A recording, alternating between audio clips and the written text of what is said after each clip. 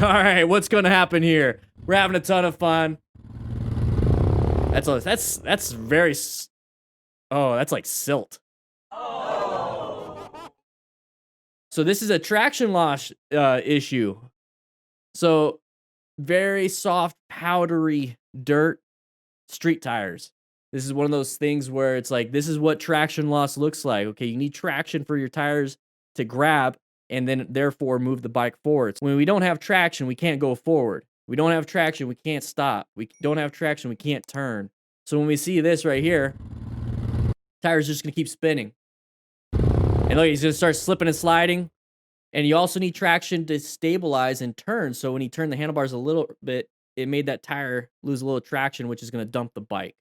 So, I mean, this is all fun and games right here, but just kind of put that in your mind when you get from pavement to asphalt. I said ass. I stopped it on ass. Whoops. Pavement to dirt, dirt to asphalt. You kind of move, from one surface to the other. Something like this can happen. So take it nice and easy. Go over it nice and smooth.